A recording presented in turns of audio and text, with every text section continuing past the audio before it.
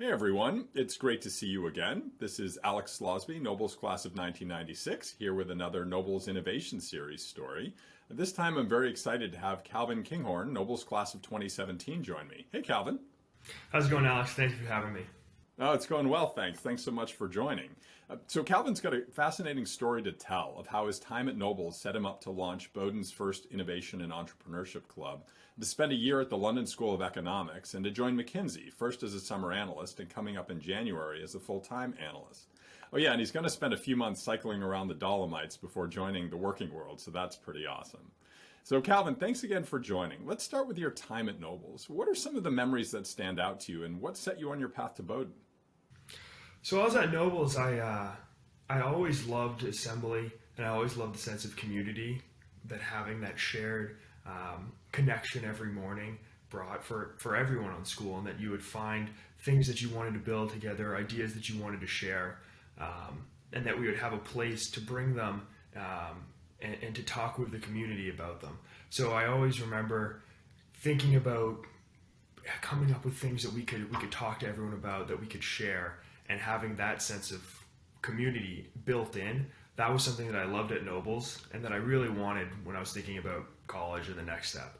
So looking for a place like Bowdoin that really had a really strong sense of community, and that I could immediately be a part of, that I could step onto campus as a first year and be a part of this tight-knit community. So that's what I was looking for.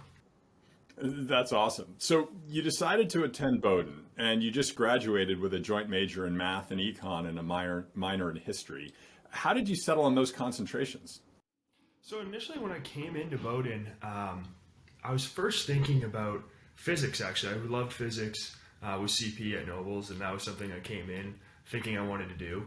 In my first semester, I took multivariable calculus in the math department, and I loved it. I loved the professor most of all. I think the coursework, everyone's taking calculus, you take it at Nobles, and it is what it is. But I loved the relationship that I built with Professor Barker in that class, and started to get to know other professors within the department.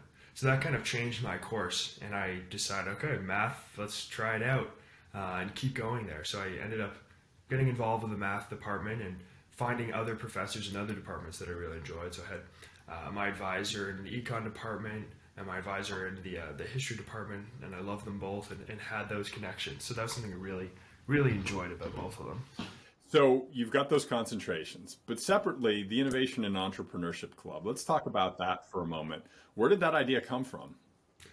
So the Innovation Entrepreneurship Club idea, that came from when I was at Nobles. We had these innovation and entrepreneurship meetups in the morning during assembly, where Jody Goldstein would bring in innovators and entrepreneurs kind of connected through the Harvard iLab. And that started bringing some of those ideas of entrepreneurship into what I was doing while in high school. And I ended up doing my senior project in human-centered design, innovation, entrepreneurship, working with Ben Snyder and Holly Bonomo on that. And that led into the transition to Bowdoin and looking at, all right, what is it that I want at Bowdoin, and what are we looking for, and trying to build a community around those ideas. So that initially led to meeting with Jody and her talking about the idea of, it's not about the infrastructure that you have or what's around you and what's set up there, but it's so much more about, do you have a community, and can you build a community around an idea? So that's where we started. Let's build out this community, first starting with innovation entrepreneurship lunches, where we would just meet and talk about what we were doing, talk about ideas that we had. People would bring concepts and just to talk. And that started kind of with 3 people, then 5 people, and building from there into what the club was able to become. And so you launched the club, and then the pandemic hit. And I think a very cool part of this all is it sounds like the club actually flourished during the pandemic. Could you share a bit more about how that happened? Totally, yeah. So for most clubs on campus, when the pandemic hit, it was really hard to continue programming because they had always done things on campus, in person, in this traditional means and methods for hosting people on campus.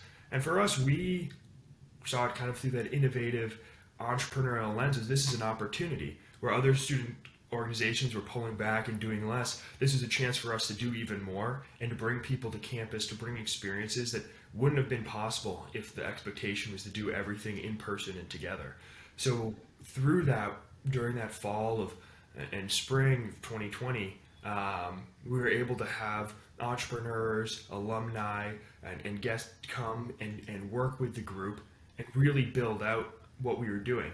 And as a result, I think the administrators, members throughout campus really saw how passionate the students were and how into what we were doing everyone was. And as a result, there was a lot of energy that built around it, good media and publicity about the ideas, and it kept bringing more and more people in. So once that got going and we used it as an advantage, it really helped the club blossom in this past year.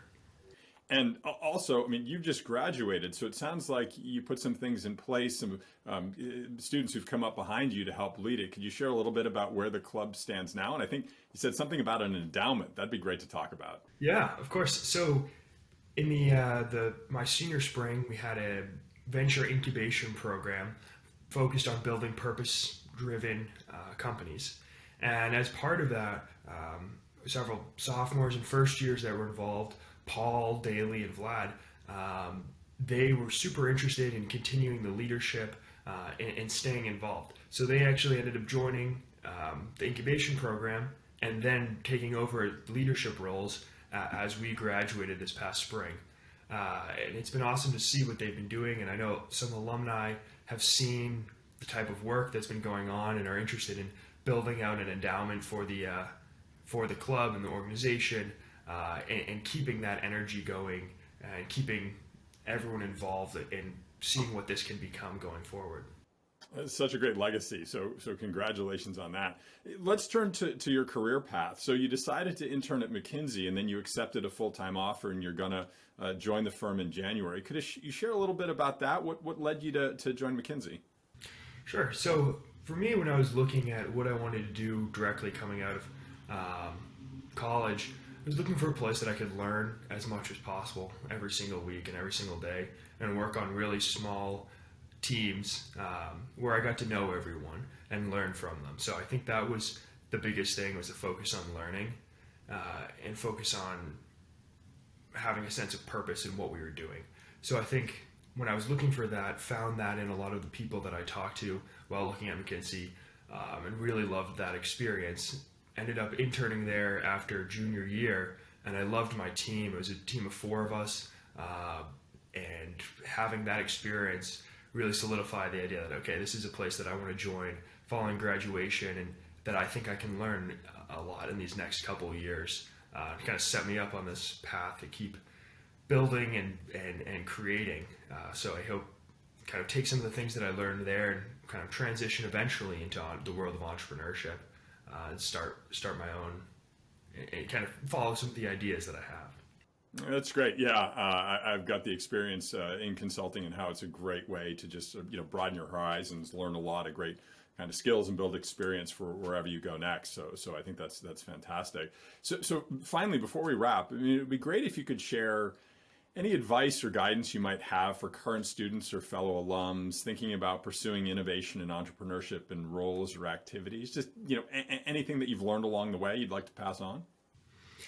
Yeah, I think the first thing is building that sense of community and building communities around ideas that you're interested in and joining communities. I think that's the best way to find other people that would be interested in, to test ideas that you have, but also just to learn a lot from those around you.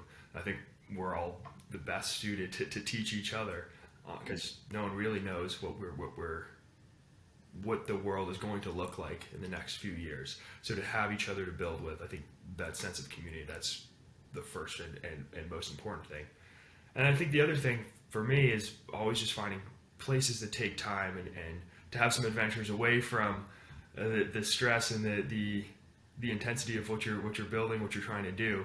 So taking time away, making little breaks in there and finding ways to go on cool adventures and have some time to do that. So that's what I'm trying to do right now before I head to New York and have this next chapter here. Yeah, that's awesome. Well, hope you have a great time on your trip. And thanks so much for joining. Really great to connect with you and to hear your story. And thanks so much to all of you for watching. And stay tuned for another Nobles Innovation Series story soon. Thanks so much. Take care.